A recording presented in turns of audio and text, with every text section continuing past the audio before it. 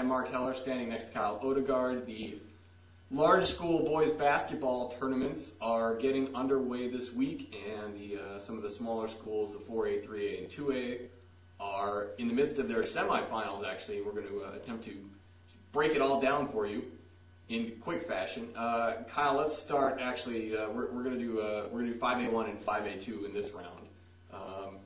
First of all, anything interesting to come out of the 5A1 bracket? I know there's a couple of good matchups, and as you wrote about already, Mesa High, the top seed, it doesn't seem to be a big surprise there. Right. Yeah, North and Mesa were kind of the two top teams in the preseason, and they've shown that throughout the regular season. Mesa's the number 1 seed, North's the 4, but you could see them both making the title game, winning the title, so that's not a big surprise. Mountain View got the number 2 seed, which coming into the year you might not have thought, but Gary Ernst is a great coach, and Assad Woods is kind of leading that team. They're playing well together, play good defense like they always do. First round, a couple good matchups, St. Mary's and Hamilton. St. Mary's has been playing well lately. They won the title last year and then lost a bunch of players. George Matthews was really their only returner that had significant minutes, and he's been leading them. So they moved up to a number 9 seed after being double digits for a while. They play Hamilton, which could be a good game. I like St. Mary's to win that game, which should set up a second round game against Mesa if it works out. And then Mesquite and Corona del Sol play. Mesquite's the 5 seed, and they're really dangerous. They can beat anybody if they're shooting well because they have a couple guys that can just hit the 3-pointers, and they like to run. They're a fun team to watch. Corona's a pretty good team, but I think Mesquite's going to win that one too. It looks like there's kind of a differentiation between the top half of the bracket and the bottom half of the bracket, which seems like it would play into Mountain View's favor, but right. It seems like the top half is a little more stacked. Yeah, the top half at Mesa's up there as the 1 seed, and like we said, North is the 4 seed, so those two would meet in the semis when they could easily meet in the title game. They might be the 2 best teams, but only one of them will make it. And then North might have to play Mesquite in the second round, and Mesquite's a team nobody wants to play because they can score the ball, and any team that can score the ball can give you trouble. And then, like we talked about, St. Mary's is up there as well. So top half is the tougher bracket. Mountain View has a nice draw in that in the second round they'll probably get Mountain Point or Tucson, which is a lot easier than playing a Mesquite or playing a St. Mary's or playing Basha, something like that. So Mountain View if they play well, they should be in the semis pretty easily. Yeah, and it's good to see Mountain View, Mountain Point, I should say, get back into the tournament, given that they lost Jahai Carson to Mesa High in the offseason. Mm-hmm. We'll get to your favorite in a minute. Do you see a dark horse? You talked about Mesquite and St. Mary's, a dark horse coming out of this. Right. Yeah. I think if Mesquite had a different draw, if Mesquite got into the bottom half of the bracket, if they were a number 6 seed and flipped with Basha, because Basha's the 6th seed, and if Mesquite was down there, I think they could make a good run and maybe even make the title game.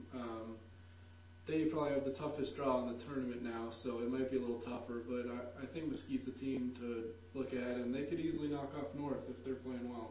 That's going to be a fun second round matchup if they both win the first round. Yeah, definitely. Who's winning this thing? I like Mesa. Like you're talking about, Jahai Carson came over from Mountain Point. He's a junior. He's averaging 24 points a game. He's already set a school career score or season scoring record, closing in on the assist record. He's committed to Oregon State, so he's obviously got big potential. Then they have Blondie Baruti down low, who's 6'9", real defensive menace, rebounds the ball, good interior defender. And then they have a lot of pieces around him, like Danny Powell, Adam Milkovich, Jamin Green, a lot of different guys that can play well, and just an athletic group, and probably the most talented team in the tournament, so I like them. There you have it, the 5A1 state championship as presented to us early by Kyle Odegard. I want to jump real quick, actually, to the 5A2 bracket, and it doesn't seem to be quite as stacked, I guess, as 5A1. Desert Mountain, Horizon played Perry. Horizon's got a chance. How do you sort of see 5A2 shaking out real quick? Nobody knows. Nobody knows. The 5A2 rankings have just been a mess all year. I mean, a team goes on a 3-game winning streak and they get into the rankings and then they'll lose 2 in a row. And it's been up and down. The only constant has been Boulder Creek, who's been number 1 for quite a while. I think they've won something like 13 straight games. But they haven't played the greatest competition, so I don't think they're the clear favorite. I think if they see Horizon in the semifinals, that game's a toss-up. Horizon's the 4 seed. They've been playing well lately. They're battle-tested because they played in the VisitMesa.com basketball challenge in Mountain View, where they barely lost to Mesquite, and they played tough against out-of-state teams. They played Hamilton in the regular season. The region had St. Mary's and Pinnacle and Chaparral, and they won that region. So Horizon, I think, is a team that I think they're going to make the title game. Actually, they have Colin Woods at point guard, Kyle Tresnack's their center. Good 1-2 combo. Not an easy first game against Perry, who's a 13 seed, Right. but it's a pretty decent team. But I think Horizon can make a run. Chaparral has been struggling lately, but they have a lot of guards that can score the ball and really push the ball. So if Chaparral could, get on a run, I could see them doing something. But my favorite's Ironwood Ridge. They've also been struggling a little bit, but they just got back Lawrence Hampton, who's their best player. He's been out almost all year with academic issues. So he's finally back. I think he's played 1 or 2 games at the end of the year. If they can integrate him, I think they have the most talent in 5A2. Sounds like an Ironwood Ridge Horizon showdown. That's my guess, but like I said, 5A2, I'll probably be way wrong. Well, we're going to hold them to it anyway.